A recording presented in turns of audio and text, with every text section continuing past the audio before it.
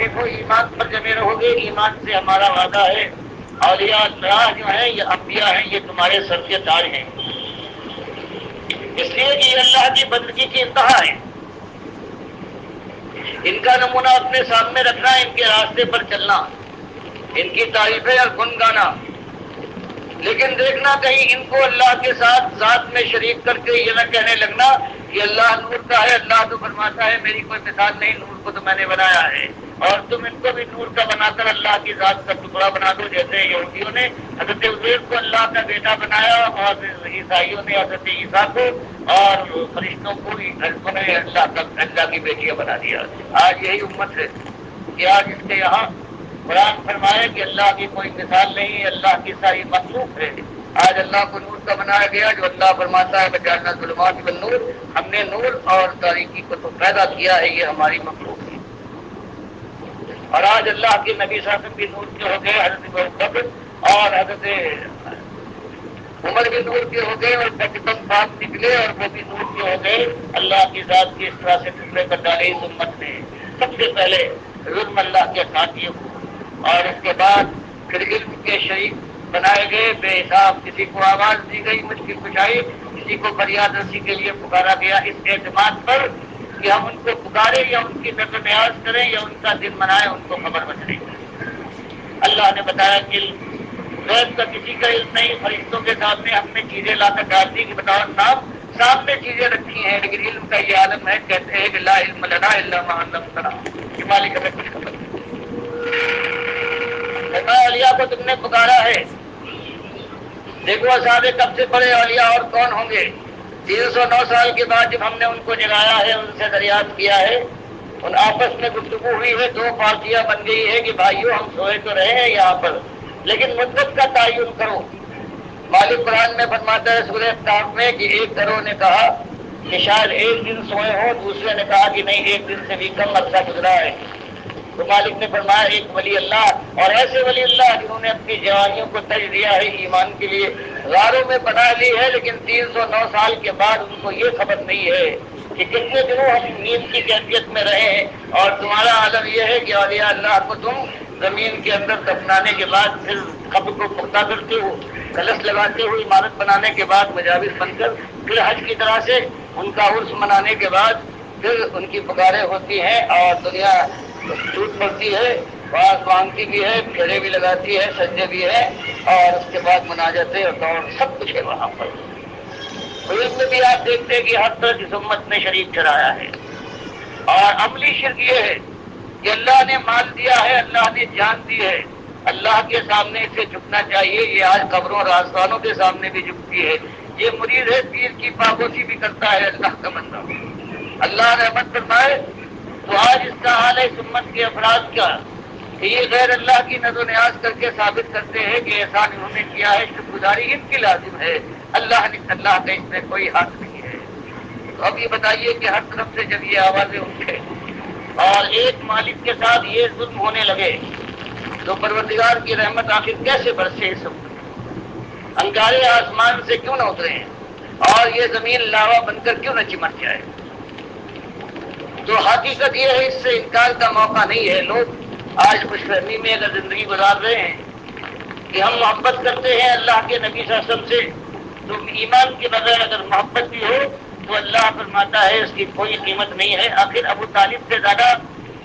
کون محبت کرنے والا ہوگا؟ جان اس نے لگا دی، لیکن ایمان سے ہٹ کر مر گیا، ایمان کے تقاضے ماننے سے انکار کر گیا، تو اللہ کے نبی صاحب نے فرمایا بخاری کی حدیث میں کہ ابو طالب جہنم میں ہے۔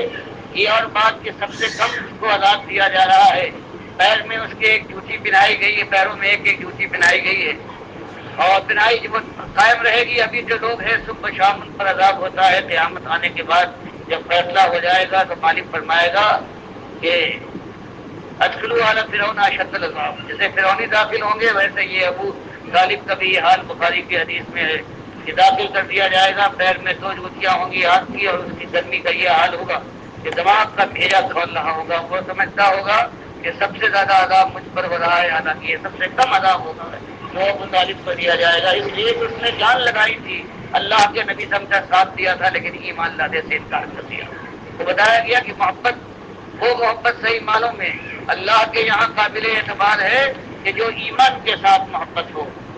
اور اگر ایمان نہیں ہے اس کے ساتھ محبت کے دعوے ہیں، وہ دعوے سچے دعوے نہیں ہیں، اللہ کے یہاں ان کی قبولیت کبھی نہ ہو سکے گی۔ اور ایسا انسان غصے میں مبتلا رہنے کے بعد اور جہنم کی آگ کا ایندھن بن جائے گا، اس وقت ہوش میں آئے گا بھی تو ہوش میں آنے کا فائدہ نہیں ہے۔ اس لیے آج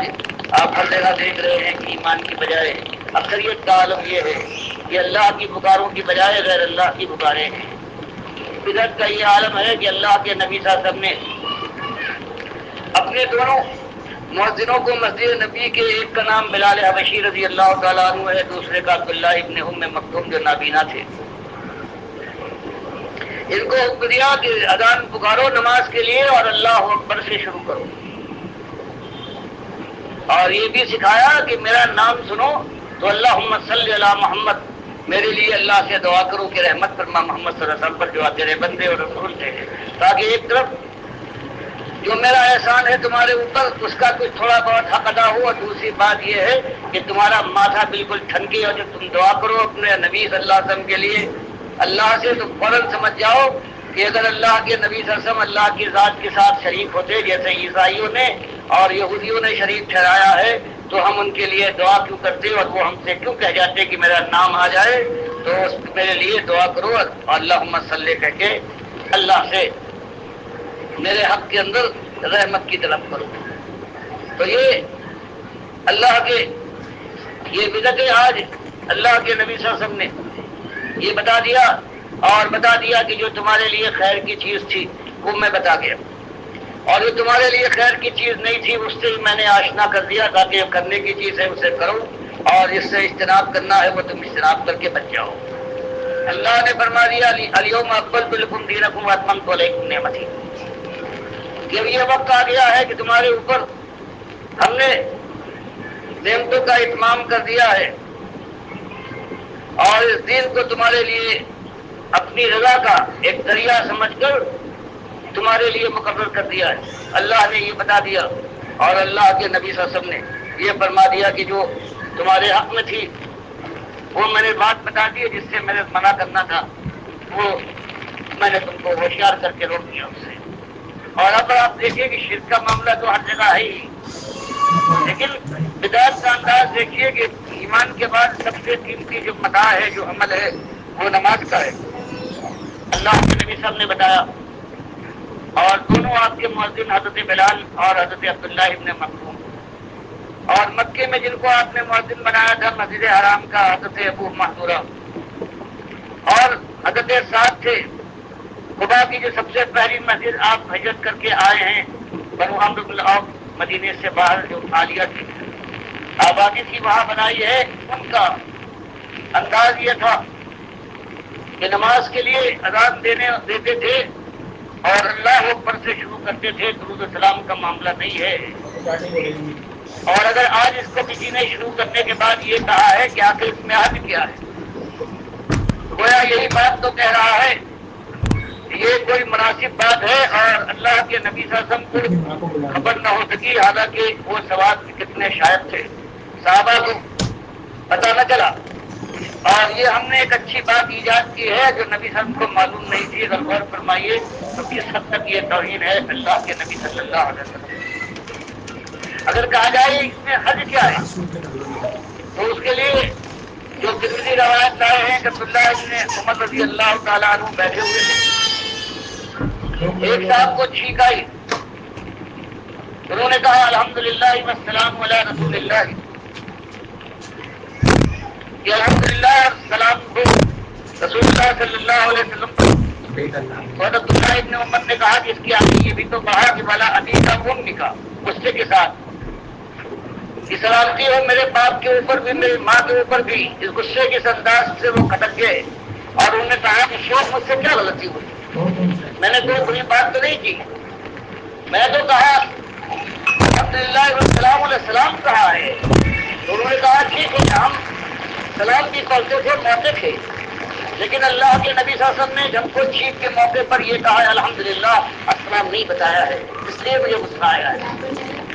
اور ایک دوسری مثال ہے عید و تقریب میں اللہ کے نبی صلی اللہ علیہ وسلم نے اذان نہ دلوائی نماز کے لیے، اور نہ تکبیر کہلوائی. اب اگر کوئی اذان دلوائے اور تکبیر کہے اور کہے کہ کیا تو بہت اچھی بات ہے، تو ہر ایک کہے گا کہ یہ بدعتی ہے جو اللہ کے نبی صاحب نے نہیں کی. لیکن آج ہر طرف اس کا دور دورہ ہے. تو اس انداز سے جب امت توحید سے یوں ہٹ جائے،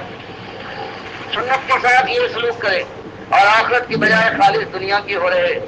تو اللہ نے جو سلوک کیا ہے آخر کس سے شکوہ کرے؟ بس ایک ہی راستہ ہے کہ اللہ اگر توفیق دے تو سب سے پہلے اپنے نفس کو درست کرے، ایمان کو خالص کر کے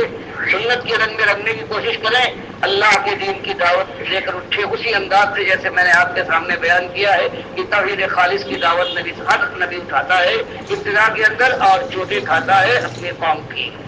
تو یہ امت بھی ہے، اہل کتاب بن گئی ہے، یہ بھی کوئی آسانی سے قبول نہ کرے گی. ایک طویل کشمکش کے بعد ہم اللہ تعالیٰ کے پاس اور انشاءاللہ یہ جو بھٹک گئے ہیں کلمہ پڑھنے والے باوجود اس کے کہ صاف صاف وہ کلمہ پڑھتے ہیں لیکن معنی سے واقف نہیں ہے، اور اس طرح سے آج امت کے ساتھ اللہ نے سلوک کیا ہے. یہ سلوک اللہ کا اسی وقت بدلے گا جب ہم خود اپنی زندگی بدلے. اور یہ زمانہ ہے خطائیں جتنی ہم نے کی ہیں سے اگر ہم توبہ اس کو پراپت کر کے اپنے اعمال کو پراپت کرتے ہیں اللہ سے التماس اٹھا دی ہماری دنیا میں ہمت کو بھی تبدیل کر دے گا. اور سب سے بڑی ذلت اس کا وہ کھانے والا ہے تو کی آگ پر اس کو بچا لے گا. مالک فرماتا ہے کہ حسنات حسنت سیئات گالی کا ذکر لوگوں اگر نیکی کا ہے اعمال کے اوپر تم رہو تو برائیاں نیکیوں کی وجہ سے وہ ہٹ جائیں گی، یہ برائیاں نیکیاں برائیوں کو دور کر دیں گی. لیکن یہ نصیحت ہے، وہ جو نصیحت حاصل کرنا چاہے تو پروردگار سے کا شکر ادا کرنا چاہیے کہ زندگی میں ایمان کے ساتھ یہ زمانہ ہمیں ملا ہے اور روزے کی توفیق پروردگار نے عطا فرمائی ہے. وہاں مالک سے آئیے دعا کریں کہ پروردگار ایمان کی اس متاع بے بہا کو پروردگار اسے عام کر دے. اور یہ امت جو آج ایمان کی اقرار کے باوجود بھٹک رہی ہے، مالک اس کو احساس ہو جائے اور یہ اپنے ایمان کے اس نعرے کو پوری خلوص کے ساتھ اپنے دل کی گہرائیوں کے اندر بھی سمولے اور زبان سے باہر نکالنے کے بعد زندگی بدل ڈالے. پھر جہاد فی سبیل اللہ کی بازی کھیلی جائے اور پھر اللہ کا دین دنیا میں غالب ہو. جیسے حدیث میں آیا ہے بخاری مسلم کی قیامت نہیں آئے گی جب تک زمین وہ دور نہ دیکھ لے کہ اس کے پیٹھ کے جتنے باسی ہوں گے وہ صرف مومن ہوں گے، ایک کافر بھی زمین کے سینے پر موجود نہ ہوگا. اس لیے جزیہ ختم کر دیا جائے گا جو کافروں سے لیا جاتا ہے، نہ عیسائی کا وجود نہیں ہوگا، صلیب توڑ دی جائے گی، خنزیر سے لاپتہ کر دیا جائے گا. لیکن یہ دور اسی طرح سے آئے گا کہ ایمان کی دعوت اٹھے، اللہ کے بندے اور اللہ کے رنگ میں سنت کے مطابق یک رنگ بن جائے، رنگ کر حنیف بنے اور اللہ کی رحمت سے مستحق قرار دیا جائے. اللہ مجھے بھی اس بڑھاپے میں کہ قبر میں پیر لٹکائے بیٹھا ہوں توفیق دے کہ میں توبہ اور استغفار کے ساتھ اللہ کی طرف پلٹوں اور اللہ کے دین کے لیے اپنی جان قربانی دے دوں. اور جوانوں کو جن کے لیے مالک نے فرمایا یہی وہ لوگ ہیں اس اندھیرے میں، کفر و باطل کے اندھیرے میں یہی اٹھتے ہیں گرم و سیال خون والے. جیسے کہ حضرت ابراہیم کا ذکر فرمایا فتن، جیسے کہ فرمایا ذریۃ من قومہ کہ حضرت موسیٰ کے ساتھ ان کی قوم کے اور لوگ بھی تھے، خالص جوانوں نے ساتھ دیا ہے.